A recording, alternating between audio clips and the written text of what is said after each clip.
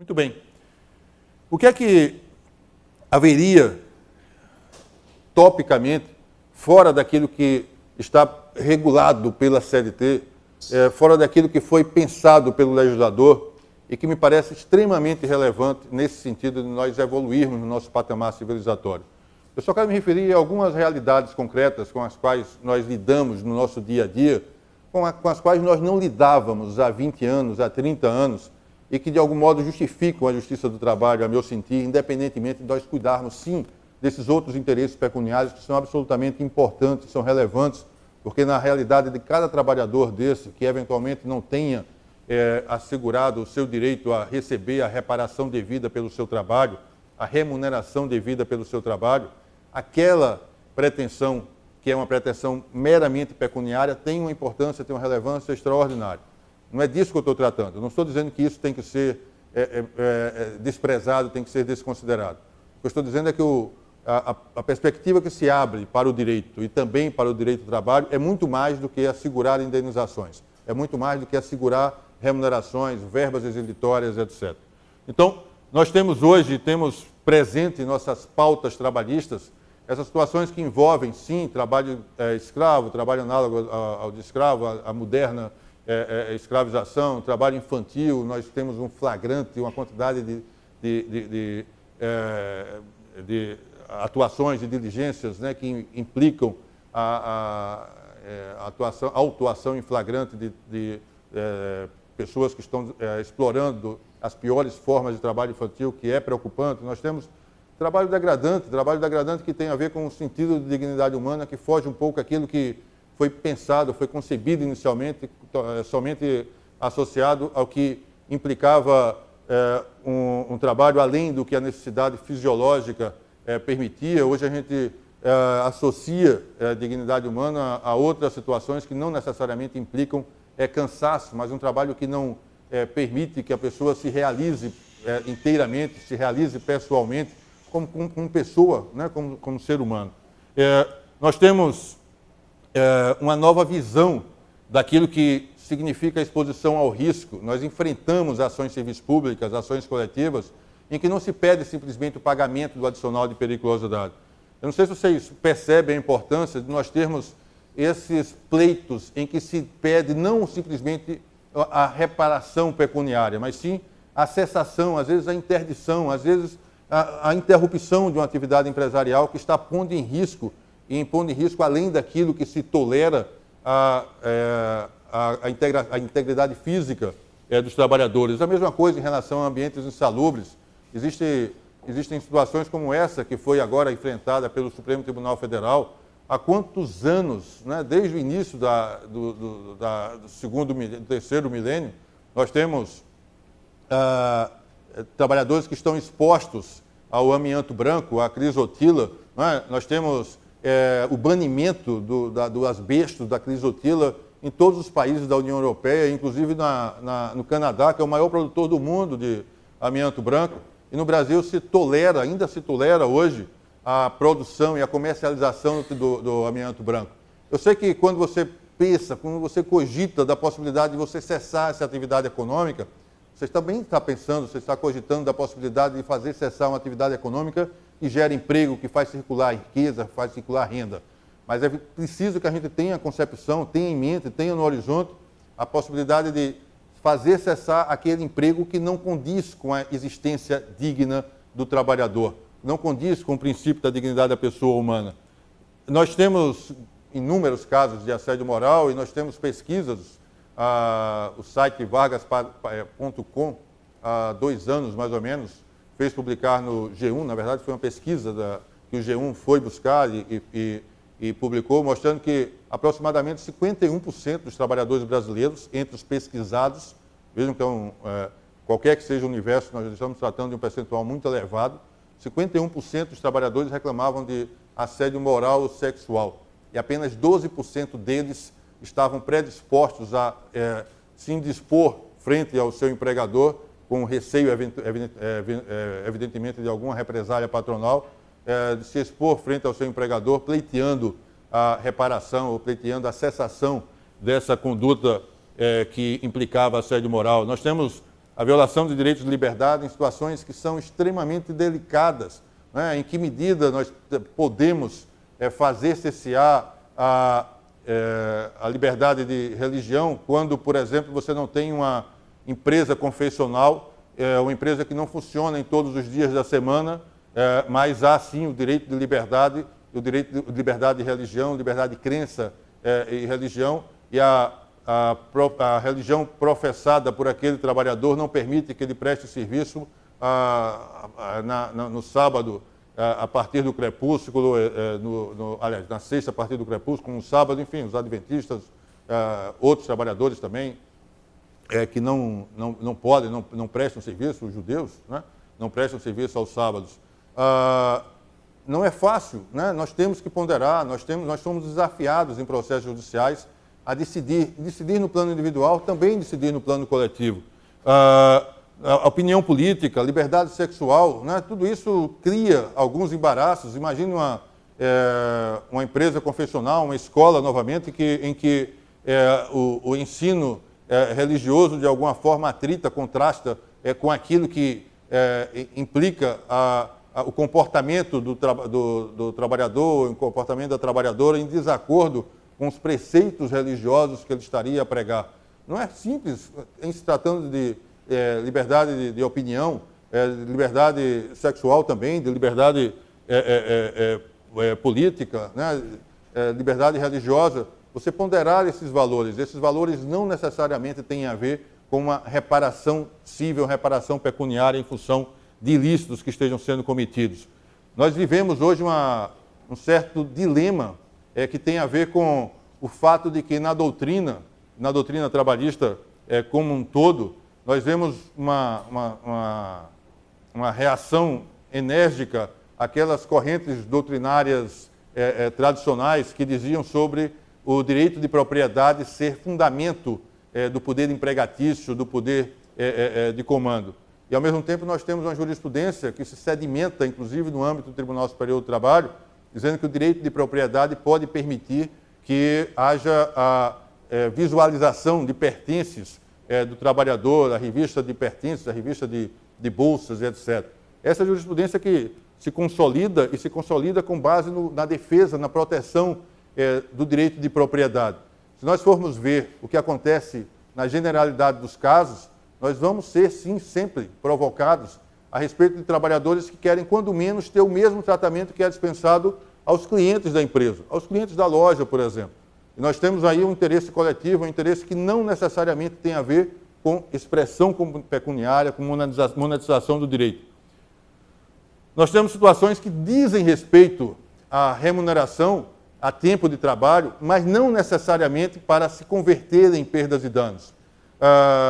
Recentemente, nós julgamos na sexta turma um processo em que o juiz de primeiro grau, frente a uma situação concreta em que o trabalhador estava a prestar serviço, prestar trabalho além da 8ª hora, enfim, além da jornada contratual normal dele, o juiz, percebe que o trabalhador continua a prestar serviço da empresa, o que é raro, nós todos sabemos disso, né? Nós estamos habituados a julgar processos em que não trabalhadores empregados, mas apenas desempregados, né, estão presentes como parte na relação processual, e o juiz disse, olha, é preciso que se pague um determinado valor que corresponde àquelas horas extras prestadas, mas se essas horas extras dependem da ausência de um registro de ponto, eu condeno essa empresa a partir de agora a incluir no registro de ponto essas horas que aquela empresa não estaria considerando. E aí a decisão foi objeto de recurso ordinário. O Tribunal Regional do Trabalho disse, não tem nada de julgamento extra-petita aí. O juiz pode fazer isso sim, porque é preciso perceber que, para além da remuneração das horas extraordinárias, há um valor maior, que é preservar um ambiente de trabalho saudável. E ao preservar um ambiente de trabalho saudável, você pode estabelecer, sim, algumas medidas concretas que não implicam pagamento, mas que implicam investimento nessa condição de trabalho que não gera o ilícito, né? Que não compreende o ato ilícito. E aí você tem uma série de outras situações em que o juiz pode sim interferir na realidade, evitando, né, que esse ilícito que se converte em dinheiro, ele continue ocorrendo, continue acontecendo. Mas para isso é preciso que a gente perceba que muito mais importante do que a conversão em dinheiro, do que essa monetização, é o cumprimento da obrigação tal qual. É um cumprimento da obrigação in natura, a obrigação tal qual foi concebida. Se nós temos, inclusive, a obrigação legal, a obrigação de não se trabalhar além da 8ª hora, é preciso que essa obrigação, assim ela, seja cumprida. Não necessariamente que nós fiquemos a aguardar, como eu ficava a aguardar há 20 anos, que aquele processo trabalhista fosse ajuizado para assegurar àquele trabalhador as horas extras que eram decorrentes daquele trabalho extraordinário. Como eu ficava há 20 anos aguardando que aquele trabalhador que era exposto a um agente insalubre, que ia provavelmente fazer com que ele tivesse uma vida abreviada, ou que ele fosse exposto a um agente insalubre, portanto, um agente químico, biológico, tal, que o faria adoecer e faria com que ele tivesse uma vida não tão saudável assim, nós todos aguardávamos, porque afinal aquele trabalhador ali adiante ele ia postular o quê? O adicional de insalubridade. E é isso que nós estaríamos assegurando a ele. Então, prestigiar a obrigação in natura é algo que precisa ser amadurecido, porque nós não estamos habituados a isso nos processos judiciais. Nós estamos acostumados com esse modelo tradicional, em que tudo é monetizado, tudo se converte no ilícito ali adiante que precisa ser reparado. Nós não fazemos com que se interrompa a atividade ilícita, em parte porque os que estão sofrendo atividade ilícita não estão entre os destinatários do processo trabalhista. Não estão aqui, né? Os que estão aqui, normalmente, repito, são aqueles que não têm mais emprego, ou aquele emprego que teria gerado conflito. Mas, em parte, porque é do nosso hábito fazer com que toda a nossa perspectiva e a perspectiva das pessoas, dos atores sociais, seja essa de um dia ter a reparação correspondente. Há um processo, e eu me lembro dele, eu não resisto à tentação de me referir a esse processo, a esse julgamento, um processo que eu fiquei vencido. Então, leve em consideração que eu estou errado, né? Porque houve uma maioria que se formou em outro sentido. Mas é um processo que, em dado momento, ganhou uma certa repercussão, porque envolvia a proibição do que chamaram, para mim, eufemisticamente, de painel sensorial. Era uma empresa fumageira, uma empresa de tabaco, né, de produção de produtos de tabaco. Né? Eu acho que o doutor Inácio lembra, porque eu estava, né, ali próximo. E essa empresa, ela teve contra si uma ação civil pública, em o que se postulava nessa ação civil pública? Postulava-se que aquela exposição, aquela obrigação que os trabalhadores tinham de provar o cigarro antes dele ser entregue à comercialização, que aquela obrigação fosse cessada, fosse interditada, que não houvesse mais aquele tipo de prestação de serviço na empresa. E aí nós tivemos algumas diligências que foram tomadas, não se tratava de um incidente de recurso repetitivo, com ampliação de contraditório, nada disso.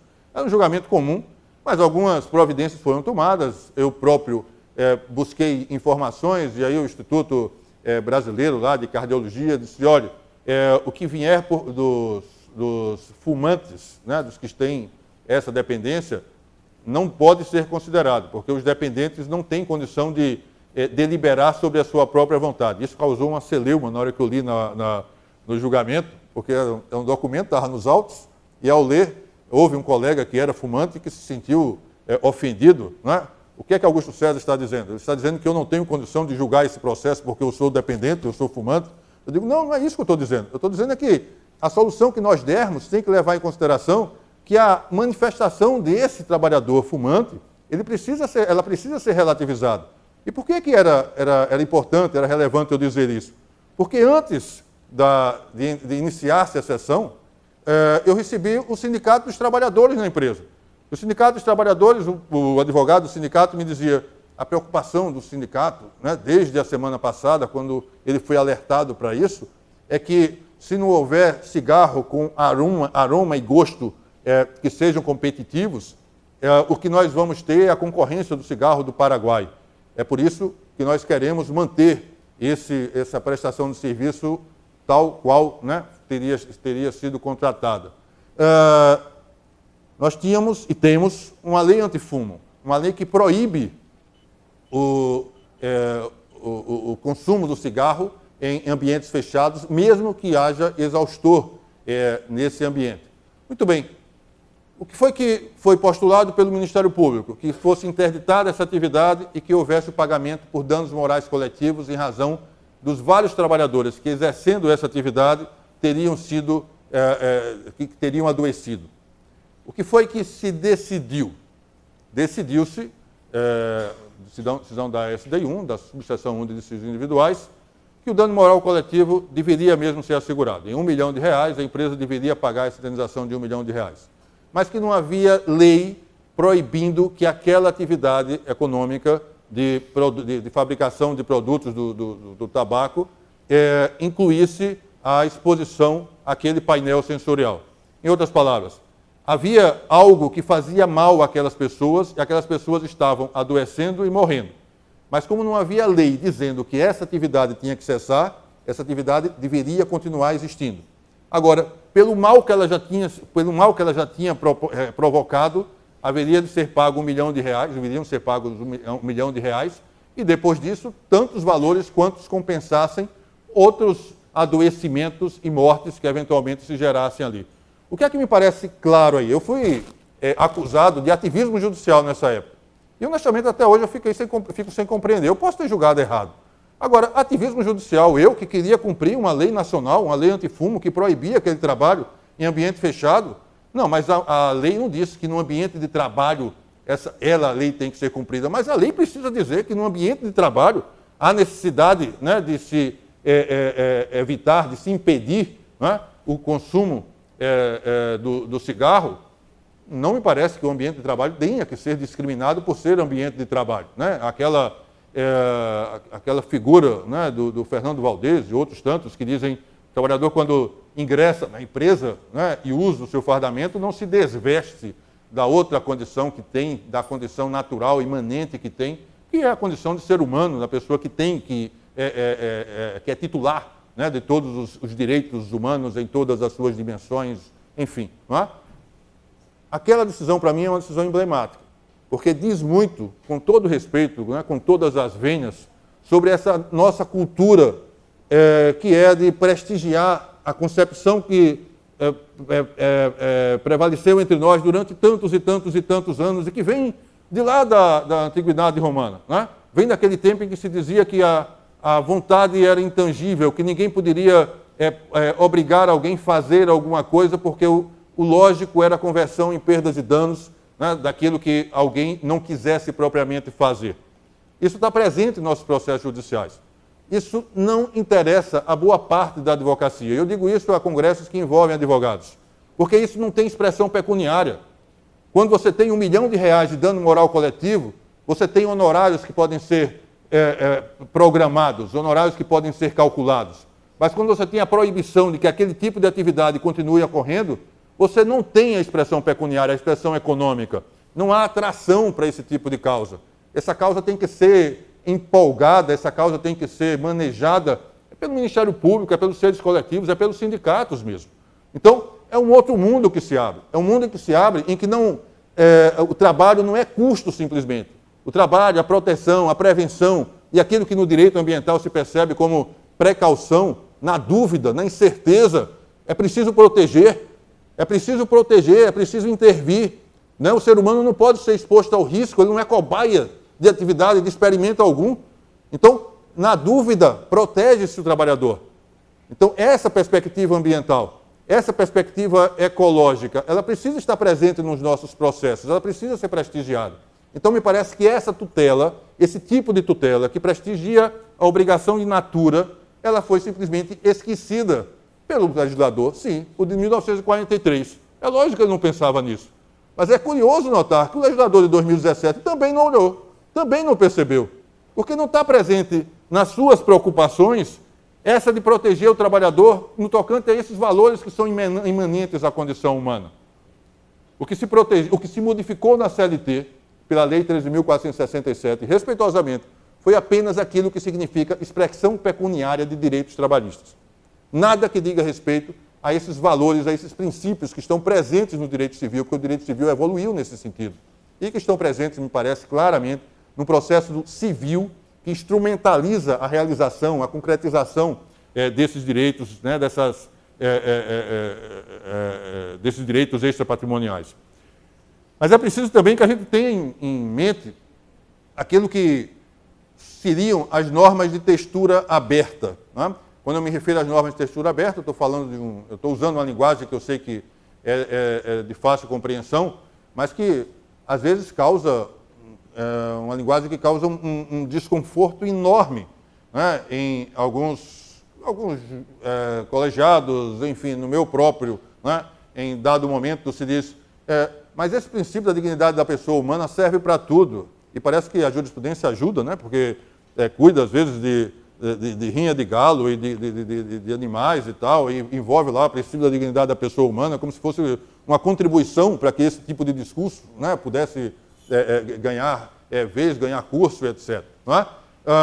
Quando se fala nos princípios que são regentes do direito civil, novamente é aquela coisa de dizer, não, mas não há uma lei, não há uma norma expressa dizendo rigorosamente isso.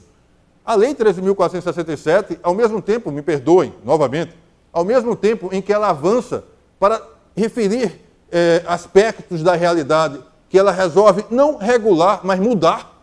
Né? E aí eu acho que é antológico referir-me ao artigo 611b, parágrafo único, né? Dizer que aquilo que diz respeito ao tempo de trabalho e ao tempo de descanso não tem a ver com a saúde do trabalhador.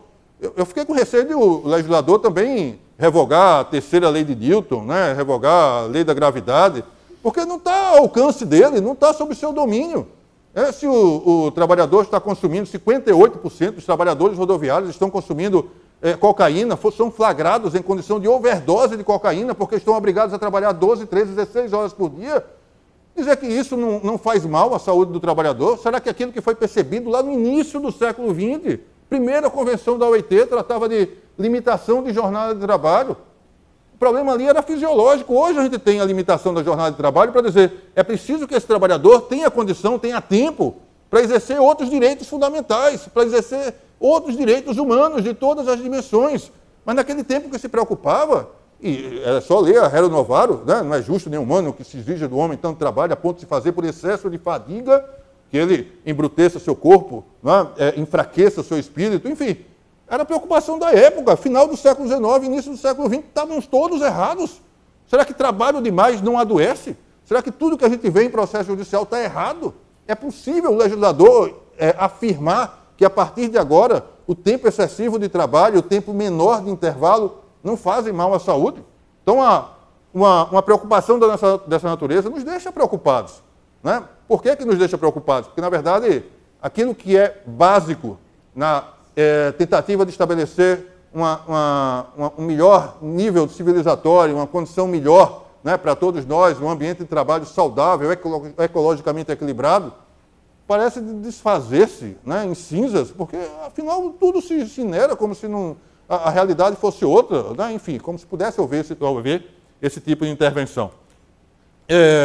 Quando eu me refiro, evidentemente, à efetividade das normas de textura aberta, eu estou me referindo aos princípios constitucionais, princípio da dignidade da pessoa humana, mas também princípio da igualdade, princípio do valor social do trabalho, enfim, né, todos aqueles princípios que têm matriz constitucional, os direitos fundamentais. É evidente que quando você tem direitos fundamentais, como eu falei há pouco, liberdade religiosa, empresas confessionais, você tem a necessidade de fazer ponderação, e a ponderação incomoda. Quando o artigo 489, parágrafo 2º do CPC diz que nos casos em que há ponderação entre normas, é preciso que o juiz diga por que uma norma é preterida em razão de outra, o juiz está se referindo, o CPC está se referindo à ponderação.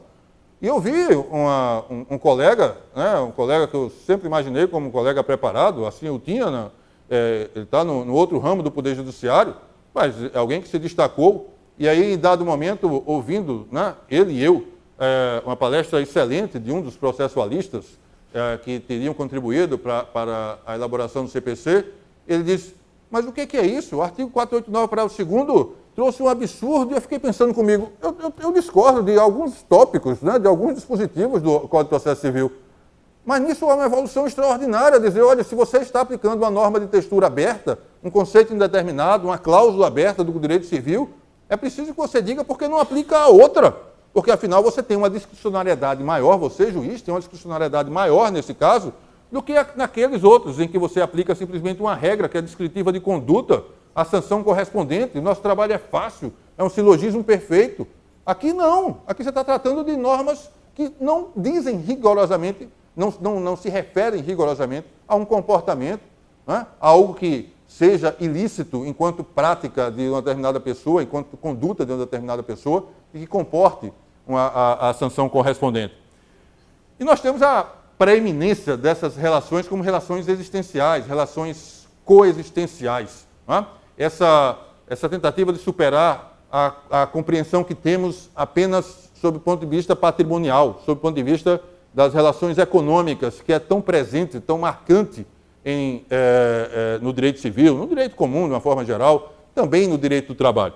Muito bem, essa preeminência das relações existenciais me parece que faz com que, e esse é o slide que eu queria concluir essa parte introdutória, faz com que nós lembremos algo que foi dito pelo Miguel Reale, logo quando foi apresentado à nossa sociedade, à sociedade brasileira, o Código Civil, e ele disse que o novo Código Civil ele trazia como características um prestigiamento da eticidade, da socialidade e da operabilidade.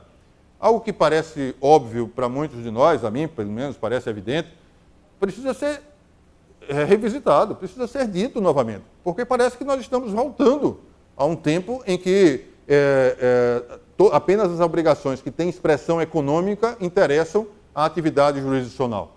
Então, quando Miguel Reale falava de eticidade, talvez ele estivesse se antecipando, prenunciando o que mais adiante se viu como direitos gerais da personalidade, o que mais adiante Gustavo Tepedino se refere como uma cláusula geral de tutela da personalidade, em que você tem uma junção, uma reunião de valores que são relevantes, importantes, que estão presentes na Constituição.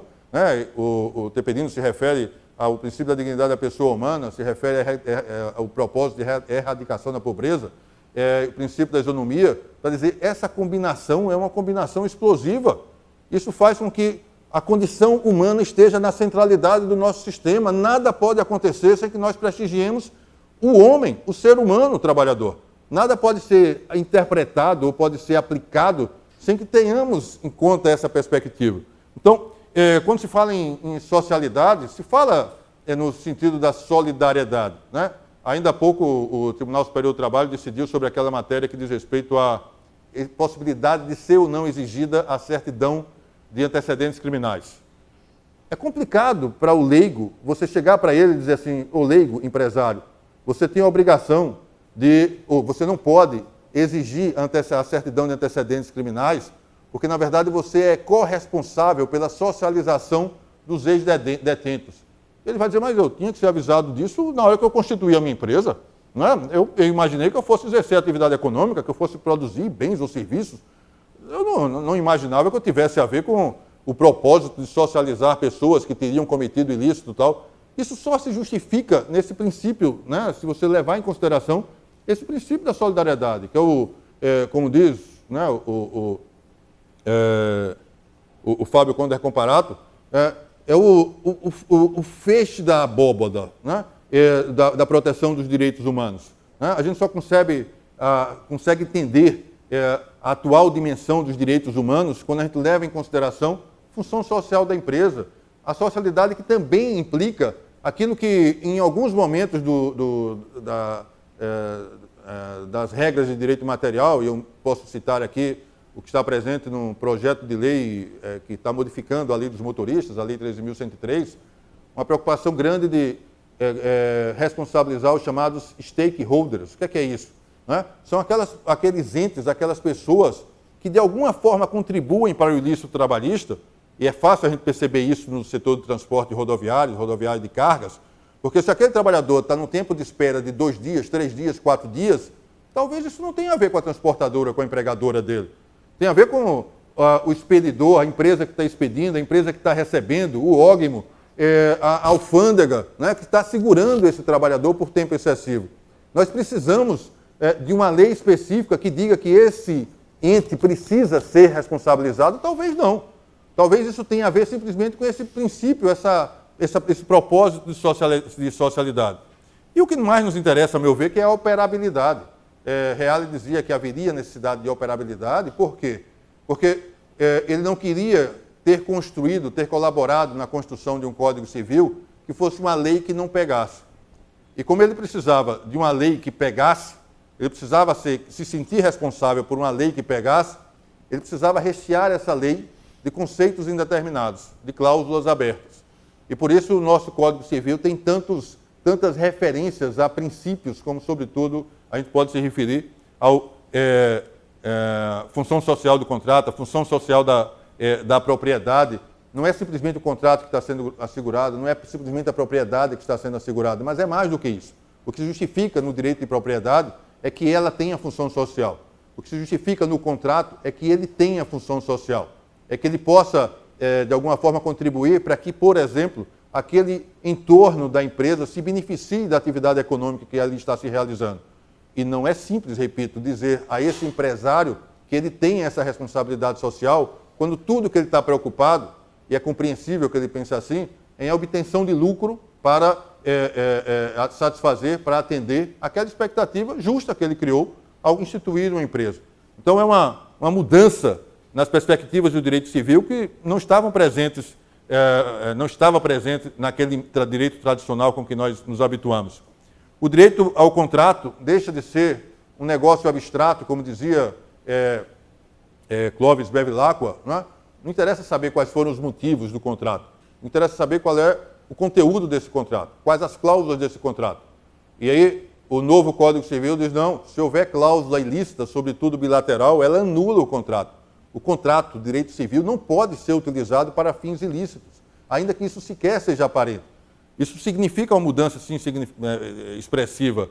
O direito ao contrato deixa de ter como limites apenas aquilo que estava dito no antigo Código Civil, bons costumes, não é?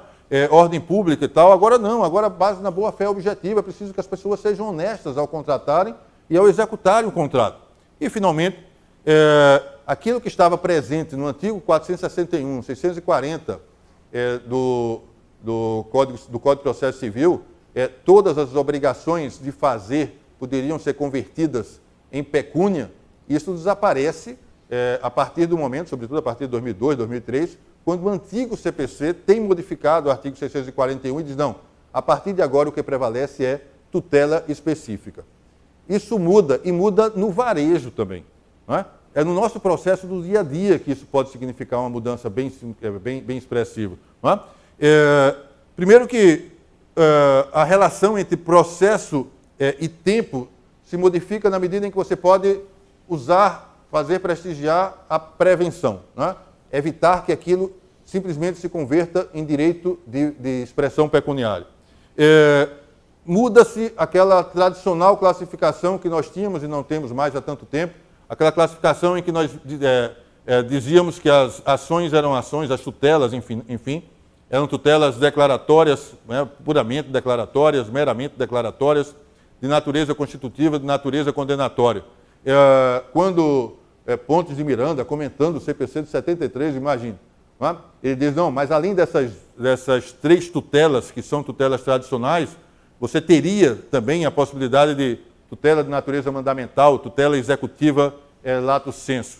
E aí a tutela de natureza mandamental já seria algo diferenciado, porque no próprio processo você teria a possibilidade de execução mediante o uso de medidas coercitivas, exemplo antológico, o mandado de segurança. Tutelas executivas, lato sensu, aquilo que permitiria ao juiz, de novo, não condenar simplesmente, mas também, como na tutela mandamental, o juiz ordena, cumpra-se.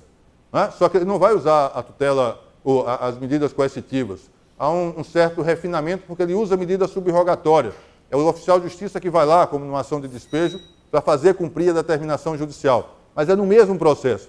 Isso que parecia revolucionário, né, nos idos lá da década de 70, hoje está absolutamente superado. Por quê? Porque nós não precisamos de um outro processo, desde 2005, para que haja a execução das nossas decisões, né, das obrigações de fazer que nós, juízes, podemos impor. Então, essa mudança de perspectiva faz com que essa classificação tradicional ela perca sentido. Não é? Na verdade, o que é hoje, o que seria a tutela de natureza mandamental, executiva, lato sensu, está hoje na tutela de natureza condenatória, ou de ou de prestação, né? A tutela de prestação, porque, afinal, se há necessidade de um novo processo, não há necessidade de um novo processo, isso já é assistêmico, isso não tem relevância, não há necessidade de novo processo pela regra do CPC, né, que está em vigor. Né?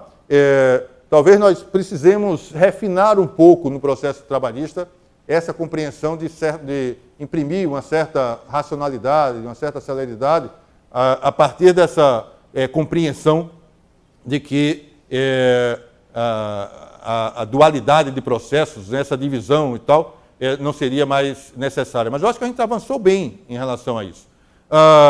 Também ficou claro, né, que, e aí já estava no antigo CPC, não estava dito textualmente, né, mas ficou claro, primeiro, que havia a possibilidade de se prestigiar não mais a conversão em pecúnia, a conversão em dinheiro, mas sim de prestigiar-se a tutela específica, quer dizer, a obrigação tal qual ela foi concebida. E no direito do trabalho isso tem uma função importantíssima, me parece, sobretudo naquilo que diz respeito às ações que envolvem a atuação, a concretização do direito ambiental. Quando a gente fala de tutela específica, a gente diz que não há necessidade de esperar o dano ocorrer.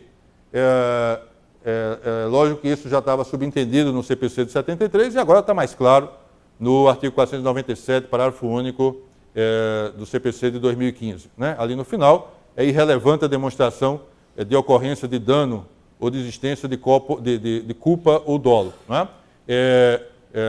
Para que se possa inibir a prática, a reiteração ou a continuação de um ato ilícito.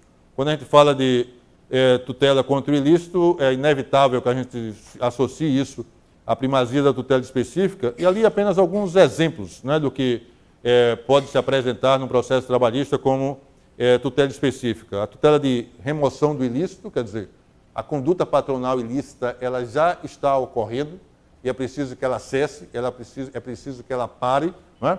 E aí a possibilidade de os trabalhadores estarem sendo admitidos por meio de critérios discriminatórios, né? Discriminação de gênero, discriminação de etnia, discriminação de idade, discriminação de origem, né?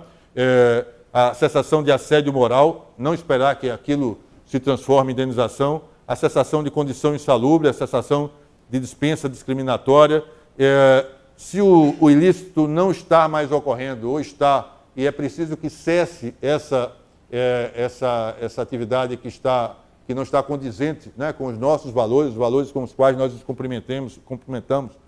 nós nos comprometemos, na nossa ordem constitucional. A tutela é tutela inibitória, e há um debate que me parece um debate sem sentido a respeito de como agir nos casos em que a empresa que estava cometendo essa atividade, esse ato ilícito, essa conduta ilícita, em dado momento ela passa a cumprir a determinação judicial, ou ela passa a cumprir a regra legal, ou ela simplesmente deixa de promover assédio sexual, assédio moral, enfim. Cessa a medida coercitiva que está sendo usada para aparelhar a tutela inibitória? Em princípio, não. Nós temos vários processos que chegam no Tribunal Superior do Trabalho com esse tipo de indagação. Não, mas agora a empresa já está cumprindo. Sim, ela está cumprindo porque ela teve contra si uma tutela inibitória aparelhada por uma medida coercitiva. Se ela voltar a cometer o ilícito, aquela medida coercitiva vai se operar. Se ela não cometeu o ilícito, aquela medida coercitiva vai se esvaziar. Não há qualquer problema em relação a isso. Mas a medida coercitiva foi necessária. E foi necessária porque a sanção prevista em lei foi insuficiente. Aquele empregador, naquele caso especificamente, estava agindo de modo ilícito a justificar aquela ação civil pública, enfim, né, que se intentou com esse objetivo. Cumprimento do dever legal de fazer, né, que tem basicamente a ver com o que eu estou me referindo, e com outros tantos processos em que se diz, não, mas o trabalho, além da 8ª hora, está previsto em lei. Né? Não faz sentido que nessa situação específica de trabalho penoso, o juiz interfira para impedir que se trabalhe além da 8ª hora. De novo, a mesma insuficiência da sanção legal. Né? Não bastou que houvesse aquela previsão legal dizendo que o trabalho extraordinário deveria ser acrescido 50%, Isso se inseriu no custo empresarial. O empregador está fazendo disso uma relação de custo-benefício. E é preciso que se preserve a saúde desse trabalhador, que se impeça que esse trabalhador esteja prestando serviço por 8, por 10, por 12, por 14 horas, não é? Como a gente vê em algumas atividades. Então, mesmo que haja obrigação legal, é possível a tutela específica, sim, né? O cumprimento da obrigação in natura. Mesmo a tutela ressarcitória, em outras palavras, a tutela que repara o ilícito já cometido, ela pode se caracterizar como tutela específica, né? Aqui um exemplo, né? Um exemplo prosaico: a empresa ressarce ao empregado coisa igual a que ele teve destruída no ambiente de trabalho. Então, se o ambiente de trabalho, as condições de trabalho, de algum modo, fizeram com que se danificasse um bem que compunha o patrimônio do empregado, o empregado pode pedir a reparação por aquilo, a reparação em dinheiro, mas ele pode pedir a coisa, né? Ele pode ser ressarcido in natura, né? Essa tutela específica está no sistema, né? Ela é referida, inclusive, pelos autores de processo civil. E enfim, o adimplemento na forma específica. Eu acho que um exemplo bem claro, né, disso é esse em que nós temos um salário-utilidade que é assegurado ao trabalhador, mas nós sabemos que o salário-utilidade ele tem limites percentuais, sobretudo no tocante à alimentação e habitação, né? 20% e 25% respectivamente. Então, para o trabalhador urbano. Então, o trabalhador ele tem esse salário-utilidade e ele não quer sofrer redução salarial. Ele pode pedir o valor correspondente, mas ele pode pedir mais do que isso, ele pode pedir que se mantenha a obrigação in natura, porque aquilo é contratual. Tá? E aí você vai ter tutela específica, você vai ter assegurado esse trabalhador, ele não está obrigado a pedir dinheiro como nós pensávamos há 30 anos. Tá? Ele pode pedir aquela obrigação que lhe foi tirada e é uma obrigação contratual. Isso é também tutela específica. Então a tutela específica está presente em vários momentos. A tutela específica tem como característica essa possível conversão em resultado prático equivalente. Os autores de direito processual civil se referem a esse exemplo, que para a gente é um exemplo útil, né? Naqueles casos em que se postula a interdição da empresa, ou simplesmente que se postula o pagamento do adicional de insalubridade, o juiz pode perceber que ele pode fazer cessar a insalubridade. Isso é muito mais relevante do que interditar a empresa em prejuízo de dezenas, centenas, milhares de empregos, né, que ficariam de alguma forma inviabilizados, ou de simplesmente se pagar o valor correspondente enquanto o trabalho insalubre houver. Se aquela insalubridade está além do limite de tolerância que o organismo humano permite, é evidente que há a possibilidade de o juiz intervir nessas relações laborais, nessa atividade empresarial, nessa atividade econômica, e fazer cessar, fazer interditar o uso de um determinado equipamento que é danoso, né, que está mutilando trabalhadores, em que não tem, ou eventualmente, as travas necessárias, preventivas e por aí vai. A conversão em resultado prático equivalente não implica julgamento extrapetito.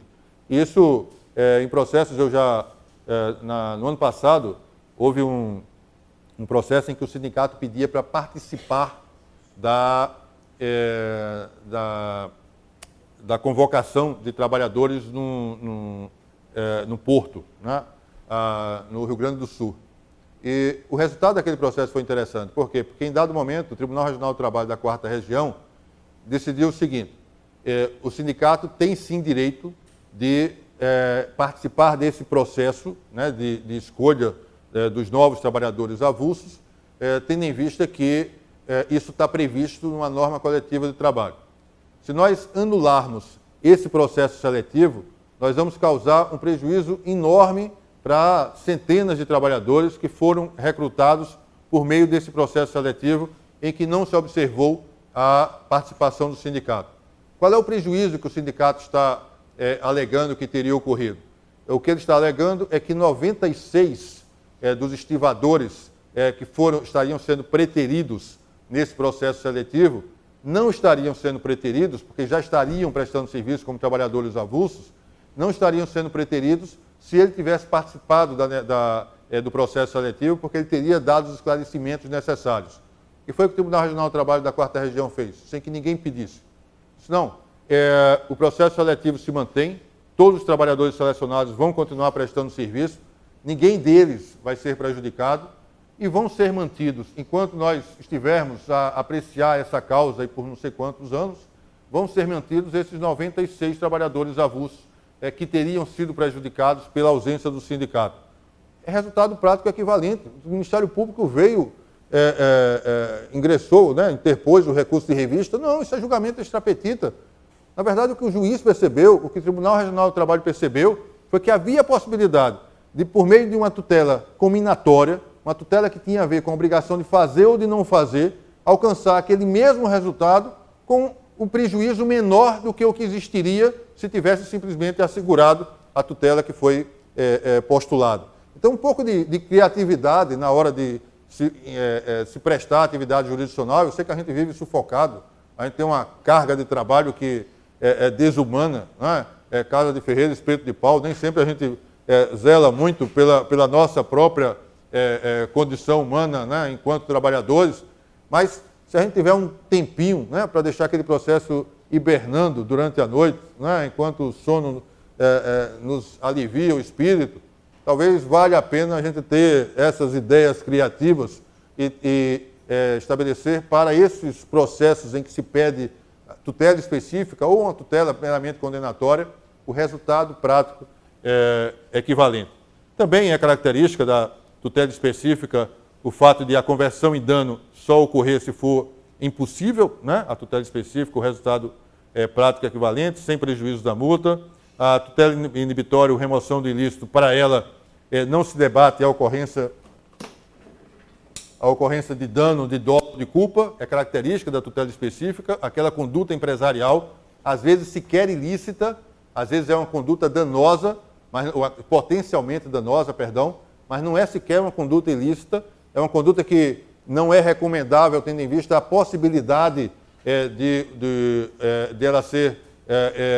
dela causar adoecimento, e ainda assim há a possibilidade, sim, né, ainda assim há a possibilidade de ela ser interditada, aquela atividade econômica ser interditada, tendo em vista o seu potencial, a sua potencial lesividade.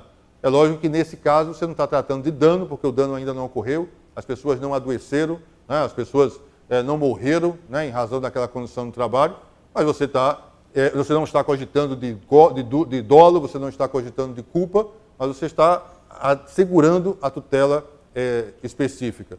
E convenhamos que, às vezes, a racionalidade empresarial ela é mais arguta do que aquilo que passa pela nossa mente de juiz. Nós temos aqui próxima, uma empresa, né, que estava desenvolvendo uma atividade que expunha os trabalhadores a um agente químico que era nocivo à saúde e que, em dado momento, solicitou de todos os trabalhadores que fizessem exames radiológicos, né, para verificar se alguns deles já tinham indício de uma placa pleural, né, nos pulmões que poderiam evoluir para um câncer de pulmão, e aqueles trabalhadores que já tinham essa placa pleural instalada propôs uma indenização que implicaria a exoneração da empresa na hipótese de a placa pleural se converter mais adiante em mesotelioma e etc. Numa situação como essa, ou o judiciário interfere, ou o judiciário intervém e diz, olha, o mais importante é esse direito fundamental, né, que é o direito à vida, à integridade física, ou isso vai se concretizar, porque as pessoas absorvem a ideia de que o dinheiro paga, né, que a tutela específica não é tão relevante quanto aquilo que se assegurou. E aqueles trabalhadores que adoeceram, aqueles trabalhadores que foram vitimados pelo mesotelioma, pelo câncer de pulmão, foram à Justiça do Trabalho e disseram, houve alguma coisa errada, né? Porque, afinal, o adoecimento, o agravamento ocorreu e eu não imaginava que a minha vida valesse 20 mil reais, 15 mil reais, 25 mil reais, o que quer que tenha sido pago em razão daquilo que seria, né, a possibilidade de um agravamento, né, da doença que já estava aparentemente instalada. Muito bem. E aí, só para lembrar, né, que nós temos hoje no Código do Processo Civil, no artigo 139.4, o que me parece ser uma assim, a providência, a autorização para o máximo de prerrogativa que o juiz da execução pode ter. Nós temos as tutelas específicas que, evidentemente, não comportam as medidas subrogatórias, quer dizer, aquelas em que o juiz substitui a parte no cumprimento da obrigação. Elas comportam, normalmente, as medidas coercitivas.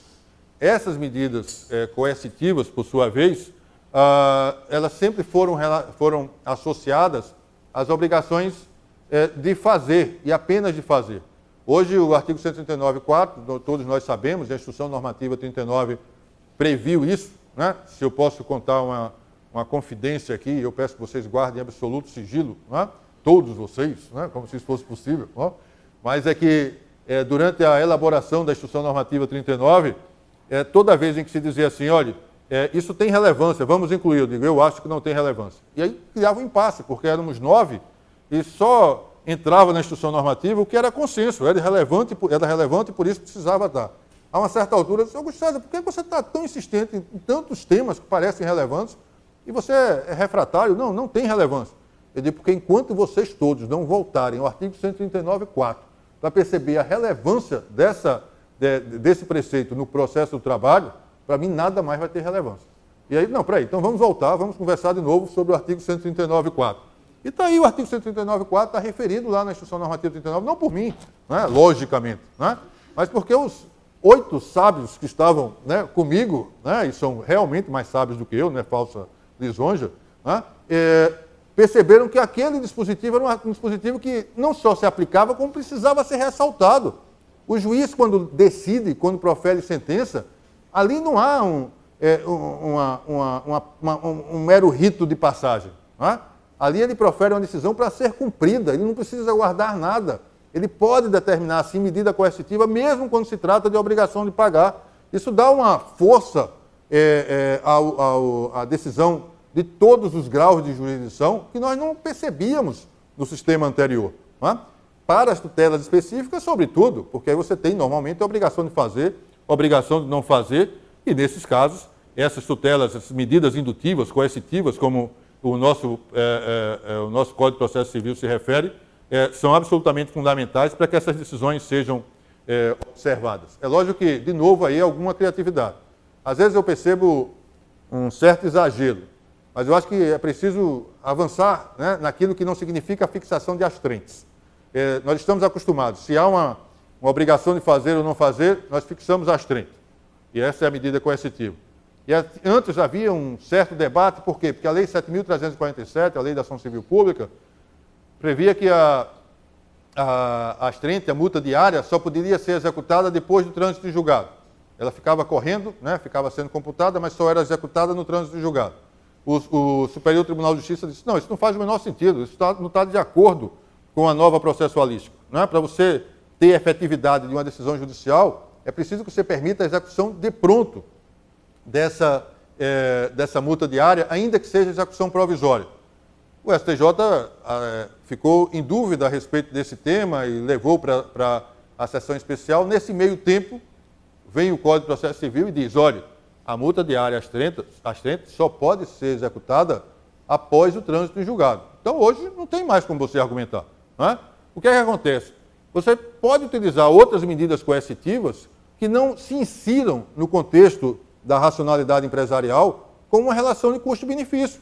Porque hoje o devedor de qualquer obrigação de fazer ou não fazer, ele pode sempre fazer o cálculo sobre compensar ou não para ele aquela multa diária. Ele pode optar pelo não cumprimento, tendo em vista que ele só vai ser executado a partir do momento em que transitar em julgado. Aí você pode interditar o estabelecimento, você pode interditar o equipamento, não é? Você pode, eu vejo, né, não estou sugerindo sequer que os senhores façam isso, mas eu vejo processos judiciais em que...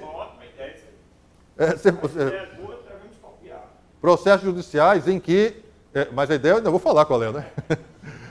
Processos judiciais em que se discute a impossibilidade de se bloquear a energia e água e tal, fornecimento, etc., de pessoas simples, né?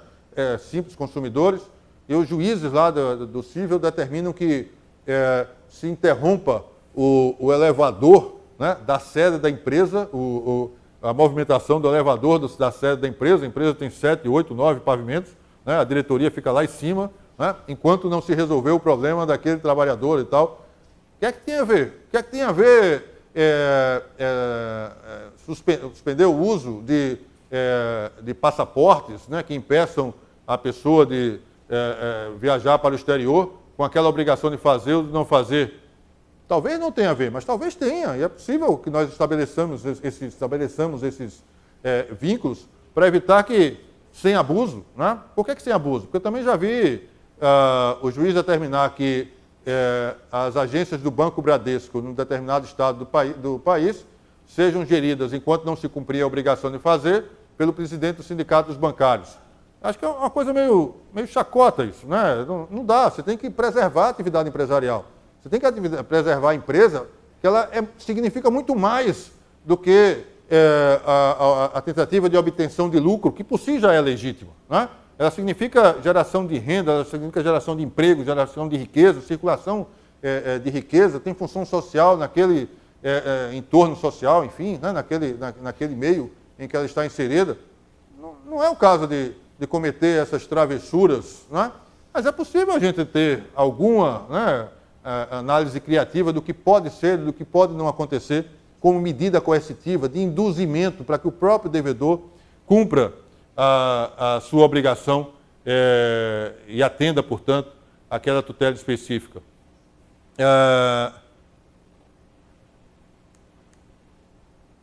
Sim, isso é uma questão prática, né?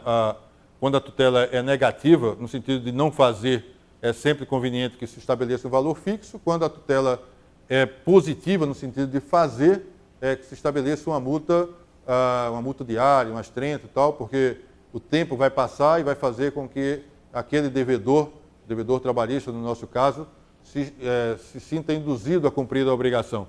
Mas se a obrigação for de não fazer, não adianta estabelecer um astrente, porque a partir do momento em que se faz, já se exaure toda a expectativa que o credor tinha de não ser lesado, né, tendo em vista que a conduta lesiva já se realizou. Então, é mais interessante que se estabeleça uma multa fixa, uma multa de valor mais elevado, mas uma multa que não necessariamente tenha essa progressão que tem a multa diária.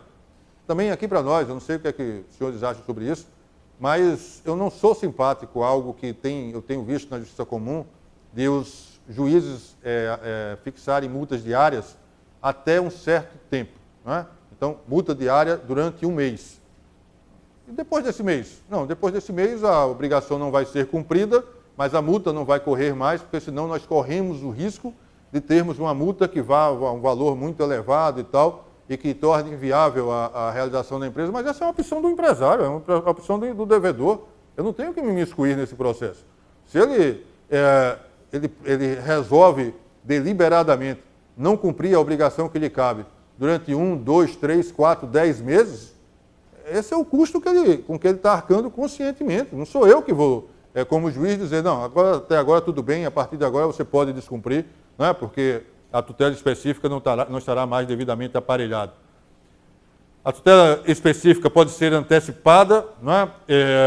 Antecipação aí, eu estou me referindo à tutela satisfativa, né? É evidente que isso vai acontecer no processo. E aqui eu vou falar um pouco, né, com um pouco maior de rapidez, porque tem a ver com o tempo do processo. Em outras palavras, com aquilo que nós não queremos que aconteça e que acontece tão comumente, né? Quando eu vejo o meu passivo de 10.400 processos, né, no gabinete, julgando desesperadamente, só como relator, 1.200 processos por mês, que é a média que eu consigo alcançar quase que resfolegando, né?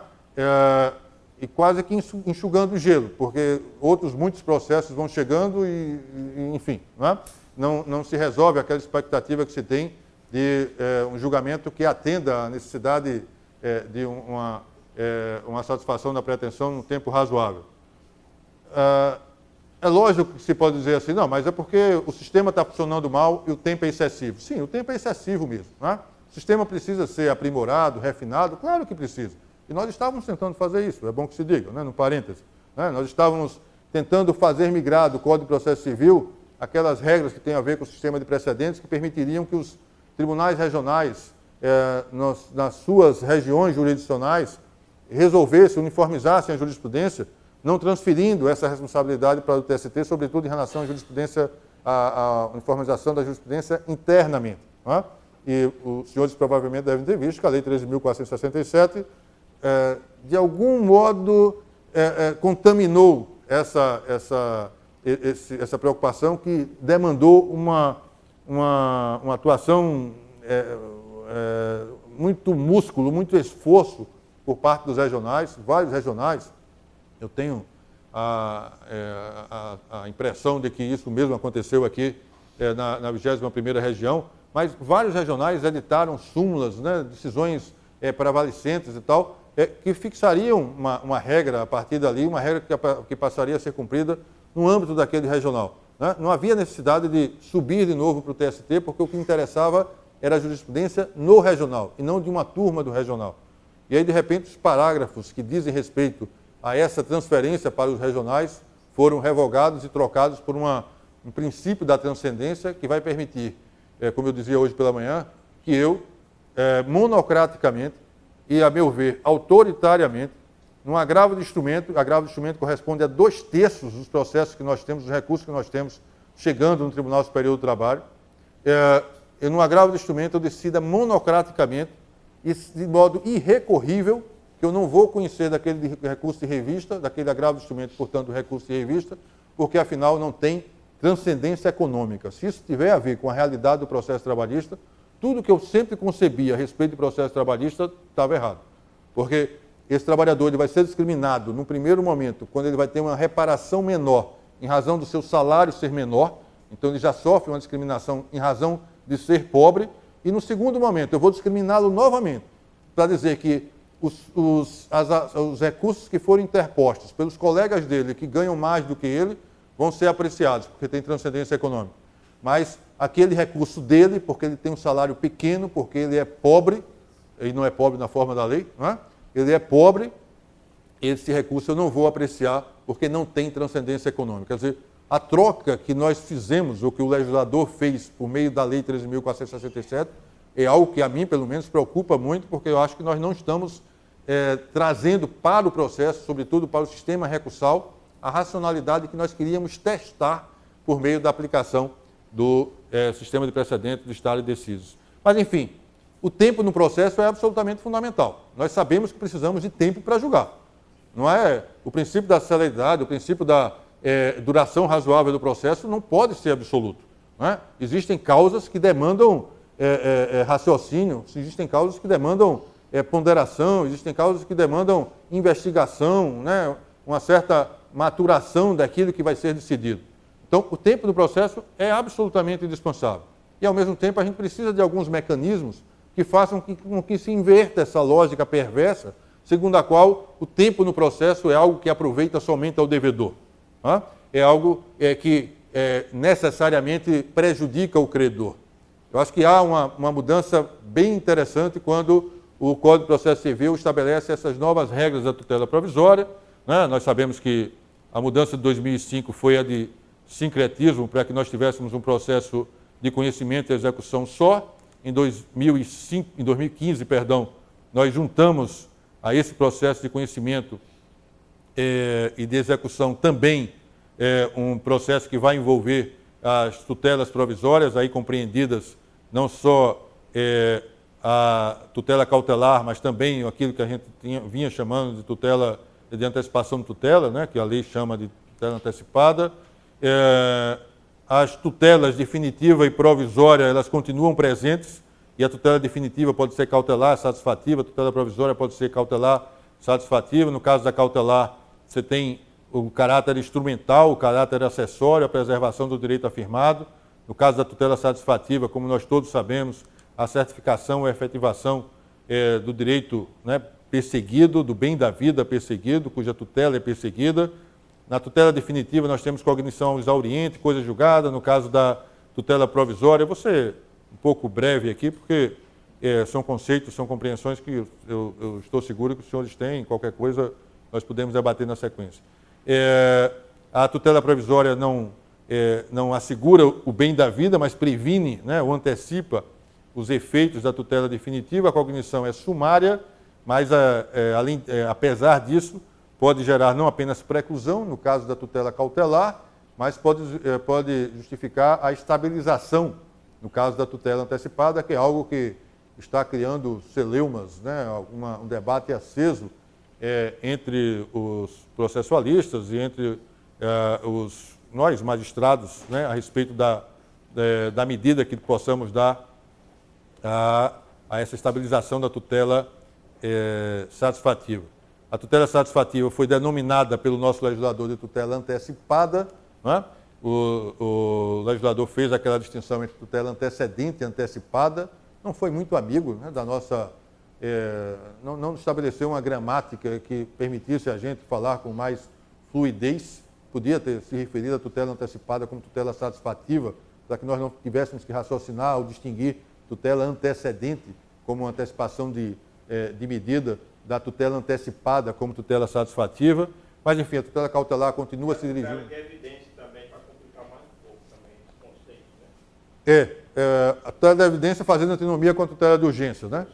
A tutela provisória, no que diz respeito à tutela cautelar, não a tutela antecipada ou satisfativa. É interessante a gente ver que a tutela cautelar ela continua se dirigindo contra o dano, né? Não tem a ver com tutela específica. No caso da tutela cautelar, você não combina com tutela específica.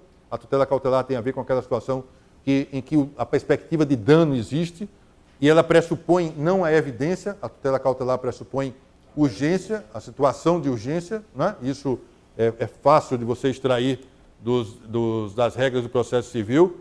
Quando você diz que não pressupõe evidência, você pode, né, como eu acabei de dizer, extrair essa regra ali do que está previsto no artigo 311 a respeito da tutela de evidência. Como os senhores certamente estão lembrados, a tutela de evidência ela existe não apenas como estava insinuado, né, no artigo 461 do CPC de 73, quando existe a evidência de que o direito é bom, né, e por isso, ou porque há confissão, ou porque não há necessidade de dilação probatória, é possível o juiz já antecipar essa tutela. Mas também essa tutela sancionadora, quando há abuso do direito de defesa ou manifesto de propósito protelatório, né, o novo CPC trata isso como possibilidade de tutela de evidência, autoriza o juiz a antecipar, portanto, a tutela satisfativa. A tutela satisfativa, diferentemente da tutela cautelar, ela pode sim ser associada à tutela de evidência, né, foi o que a gente acabou de ver aqui a partir do artigo 311. Também ela investe não apenas contra o dano, como a tutela cautelar, mas também contra o ilícito que não gerou dano ainda. Né? É possível perceber, numa situação concreta, que aquele tipo de atividade está sendo potencialmente lesiva à saúde dos trabalhadores. Nenhum trabalhador adoeceu ainda, nenhum trabalhador ainda teve mutilados os seus membros ou faleceu precocemente, mas é possível perceber o potencial lesivo daquela atividade.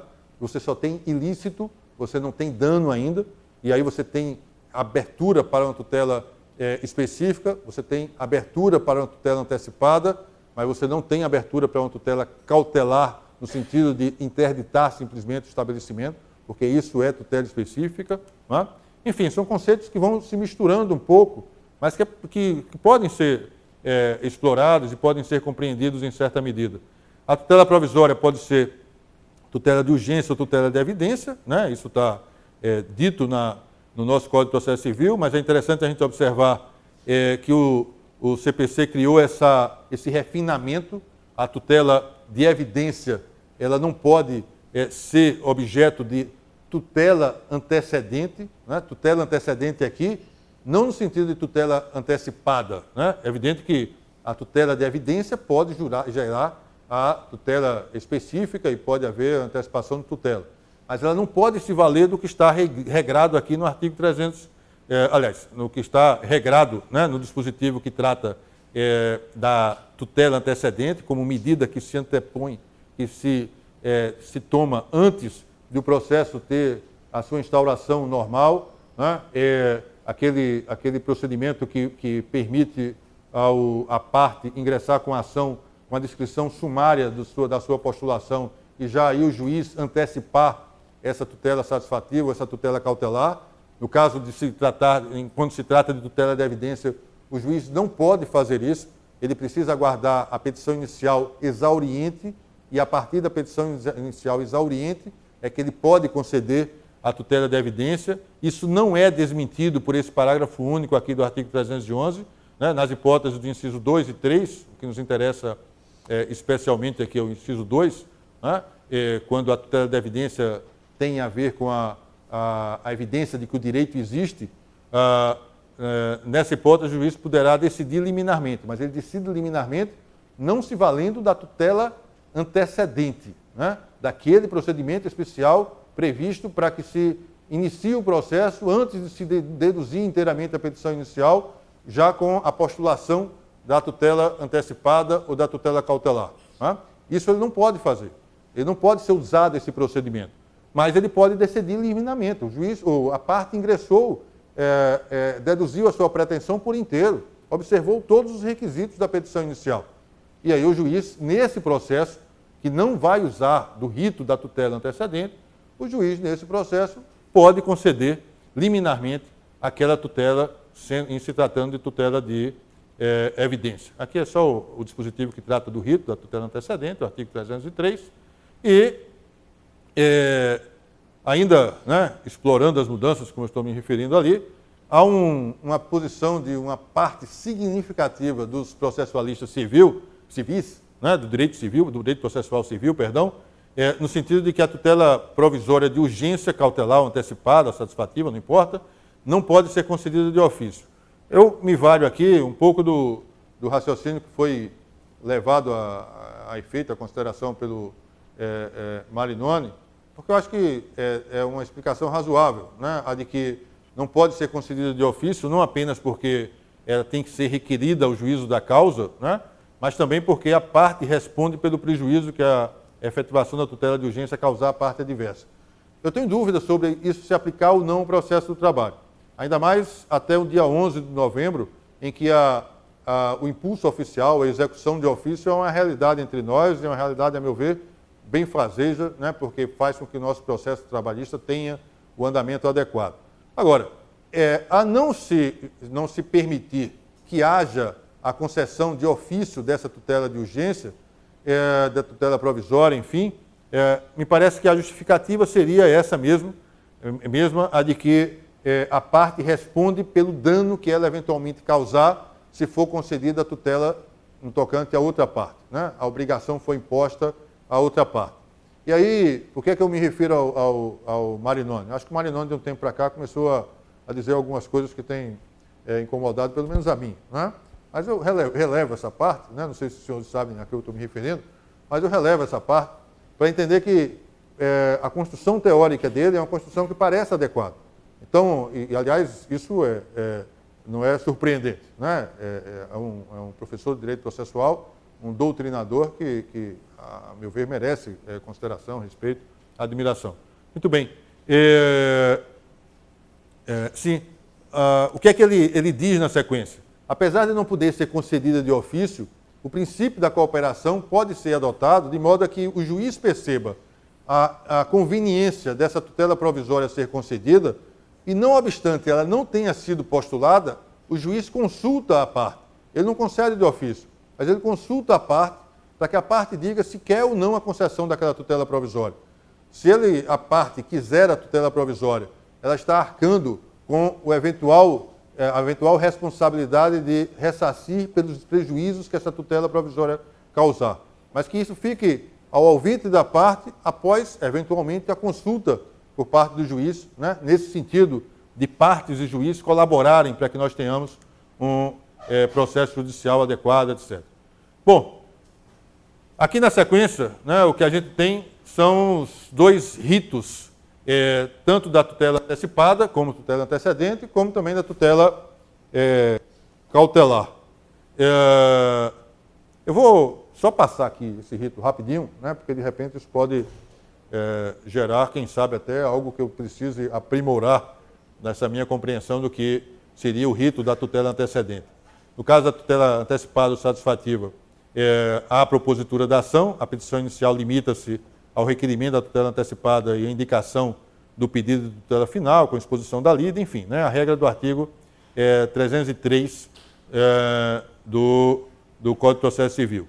O autor indicará na petição inicial, ainda que pretende valer-se do benefício previsto nesse artigo 303. Quer dizer, ele vai dizer na petição inicial que mais adiante ele vai apresentar a petição inicial exauriente. O que ele quer agora é que o juiz perceba a importância dele conceder a tutela satisfativa, né, a tutela antecipada. Ao apresentar essa ação, num segundo momento, o juiz pode, evidentemente, conceder a tutela. Se ele conceder a tutela antecipada, né, ou tutela satisfativa, a parte vai ter que aditar a petição inicial para completar aquilo que ele não disse, a parte não disse, em razão da brevidade, né, de tempo de que precisava e tal, para obter a antecipação da tutela. Se não realizar esse aditamento, o processo é extinto sem julgamento de mérito, sem resolução de mérito, pressupõe-se que aquela petição inicial não estava completa, né, para permitir a prestação jurisdicional. Se não for concedida a tutela, isso tudo se for concedida, se não for concedida a tutela, o órgão jurisdicional determinará a emenda da petição inicial em até 5 dias, sob pena de ser indeferida, né, o resultado prático seria o mesmo. Na sequência, o réu é citado, intimado da audiência de conciliação lá no processo civil, a audiência de conciliação também estará presente e estabiliza-se a tutela antecipada. E aí o artigo 304 se refere à estabilização da tutela antecipada. Eu queria só chamar a atenção para esse fato. No processo civil, para que não se estabilize a tutela antecipada, é necessário que a parte interponha o agravo de instrumento. Enfim, né? Isso pode ser extraído desses dispositivos que estão aí referidos, o artigo 304, que trata da estabilização da tutela antecipada. Então, a estabilização da tutela satisfativa vai se dar por quê? Porque ela foi concedida e a parte não se opôs, né? não apresentou a impugnação no tempo adequado. O recurso que cabe no processo civil é o agravo de instrumento, que tem um prazo recursal bem curto, bem pequeno. O que foi que nós fizemos na Instrução Normativa 39 e talvez tenhamos errado? Nós dissemos que não cabia agravo de instrumento que fosse oponível à tutela antecipada, que caberia, portanto, mandado de segurança. O que é que nós fizemos involuntariamente?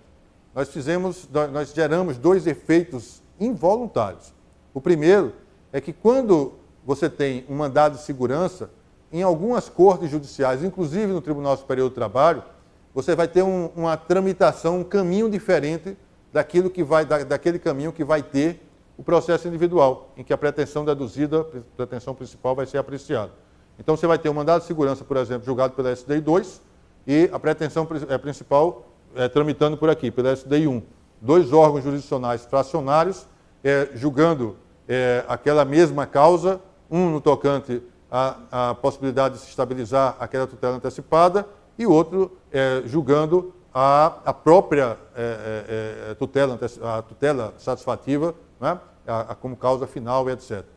E tivemos um outro efeito também involuntário, que talvez um dia precise ser revisitado, ainda que nós tenhamos tantas outras prioridades que aconteceram, né, de uma hora para outra, né, na Justiça do Trabalho.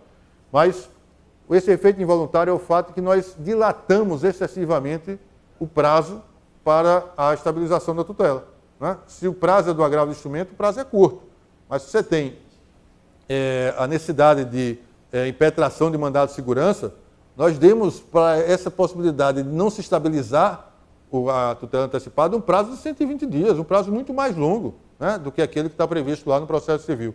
Isso talvez realmente não seja condizente com o processo do trabalho, mas, por enquanto, a gente não foi provocado e, como outras tantas preocupações, como eu falei, né, apareceram, sobretudo a partir dessas ameaças que se concretizaram de se modificar visceralmente, estruturalmente, o direito do trabalho e o processo do trabalho, talvez isso tenha ficado para um momento posterior. Mas talvez haja sim a necessidade de nós revermos aí a Instrução Normativa 39 nesse tópico. E, finalmente, a tutela cautelar de urgência. O rito, né, também se estabelece com a possibilidade da tutela antecedente, artigo 305, indicará a parte, o autor, o credor, a lide seu fundamento, a exposição sumária do direito, que se objetiva assegurar, o perigo do dano ou risco ao resultado útil do processo. Eu não vou me ater a esses requisitos da cautelar que são conhecidos por todos nós. O juiz pode conceder a liminar. Essa fixação de uma caução, em princípio, ela não é compatível, né, com o processo do trabalho, e essa exigência de irreversibilidade dos efeitos da cautelar, a gente sabe que o processo civil, eles próprios, né, os doutrinadores lá no processo civil, percebem algumas situações, e o exemplo emblemático é a doação de sangue, enfim, né, o comício, no processo eleitoral, etc. São situações em que os efeitos são reversíveis, mas os valores a serem protegidos são de maior envergadura e por isso se justifica a tutela cautelar, mesmo quando os efeitos são irreversíveis. Havendo a concessão liminar ou após a justificação prévia, o réu é citado, né, para contestar o pedido. Se ele não contestar, presume-se aceitos como ocorridos os fatos que estão alegados na petição inicial e se profere uma decisão cautelar definitiva. Como nós estamos tratando de tutela instrumental, acessória, nós não estamos tratando do bem da vida que corresponde à tutela satisfativa, evidentemente que quando o artigo 306 é interpretado, nós não vamos interpretar no sentido de que o credor, o autor, o reclamante, o empregado, não precisa mais ingressar com um processo que seria, supostamente, o processo principal. A gente sabe que hoje não existe processo cautelar e processo principal. Na verdade, ele precisa deduzir, sim, a sua pretensão satisfativa, porque o que se estabilizou aqui, o que tornou preclusa, foi a tutela cautelar enquanto tutela instrumental.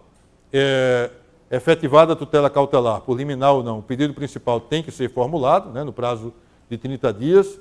Se não for concedida a tutela cautelar, isso não impede que o pedido principal seja deduzido em juízo. Se o autor não formular o pedido principal, o CPC vem, né, explica e esclarece que haverá a extinção sem resolução de mérito, sem que seja possível renovar-se o pedido cautelar e, enfim, né, apresentado o pedido principal, o processo tem a sua sequência normal aí. Bom, aqui é um recado, né, meio que para mim mesmo, né, e eu acho que para a judicatura, de uma forma geral. O desembargador Bento Herculano é daqueles que aparecem assim, né, qual o Fênix, né? Mas, enfim,